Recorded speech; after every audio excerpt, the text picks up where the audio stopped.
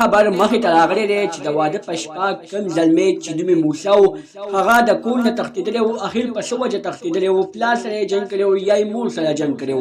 دوستانو هغه ټول حقیقت راښکاره کړی دی او پوره 20 ورځې بعد را پیدا شو.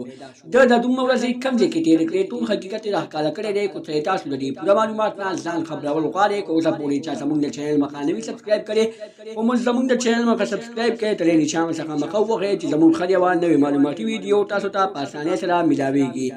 دوستانو د واده په شپه چې کوم زلمی د کور نه بېدرکه شوی و د هغه نوم موسی و. د ده د چکدرې سره تعلق ساتي. د ده په کور کې څه لانجه کړې وه د هغه لانجې په وجه باندې دا د کور نه د 20 ورځو لپاره تښتېدلی و.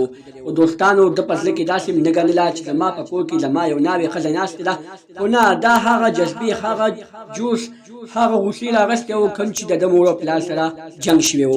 خو دوستانو د ده مور او پلار وایي چې زمونږ ورسره جنګ شوی و خو زمونږ ورسره زړه را اوسه پورې نه و بد شوی. مونږ ورته بیا خو خپل بچی ویلې زما بچي 4 کاله بعد د پاکستان ته راغو 4 کاله مسافري یې وکړله. د هغه مسافرۍ نه بعد چې کله راغو نو مونږ به هغه په دنګ دوب باندې واده کولو خو دا د واده په شپه باندې ورک شو. مونږ په زړه کې ډېرې وسوسې راغلې. مونږ ویلې زمونږ زوی چا قتل کو یا په ځمکه دننه شو یا چلته لاړو چې زمونږ زوی د واده په شپه باندې بېدرکه شو. مونږ یې ډېر زیات خفګان کې واچولو. دوستانو مور او پلار یې وایي چې مونږ ته دا یادګیرونه کېده زمونږ په زړه باندې دا تسلي راته چې ستاسو زوی ژوندی دی. اوس بیا په خپل بیان کې ویلي دي چې زه به کله یو خوا چکر لټوم کله به بل خوا چکر لټوم. ما دا 20 ورځې ښه په چکرو کې تېرې کړې خو ما زه ډېر ویرېدم. ما ویل چې پلار مې سینې کي مور مې سینې کي خو بیا مې په زړه کې وسوسې وې. دوستانو وایي چې زه 20 ورځې بعد تنګ شوم او راغلم نو ما ویلې چې مور او پلار مې ډېر اذیت نه ورکوم ډېرې سختې نه ورکوم. ما ویل لاشه کور ته لاشه. چې کور ته راغلم زما مور او پلار ما لپاره ډېر خوشحاله دي. زما لپاره یې ډېرې دواګانې غوښتې وې.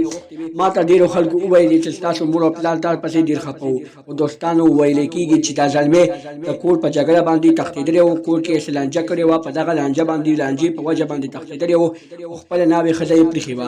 اوس چې کله راغو خپله ناوې ښځه یې ډېره زیاته خوشحاله ده او سړی هم ډېر خوشحاله دی او مور او پلار هم ډېر خوشحاله دي. دوستانو دا ټول حقیقت نه زمونږ پیدا مونږ ته دا سبق واخیستو خو چلې مور او پلار ته هلته هم ووایي مونږ به خپل کور نه پرېږدو. خو دې ظالم دی وایي چې زما په مسافرۍ کې دماغ ختم شوي دي. په مسافرۍ کې چا نه تپوس کې د هر سړي دماغ ختمېږي. زما هم دغه رنګې دماغ او کار ورکو او زه د کور نه وتښتېدم. دوستانو وایي زه د خپله مور او پلار له ډېره معافي غواړم. ما په دا حرکت ډېر غلط کړی. دوستانو دا به زموږ نوي ویډیو زموږ دا ویډیو خوښه شوي وي زموږ د چینل مخه سبسکرایب کړئ تر دې نشان څخه مخه ووهئ چې زموږ هر یوه نوې معلوماتي ویډیو تاسو ته په اسانۍ سره میلاویږي.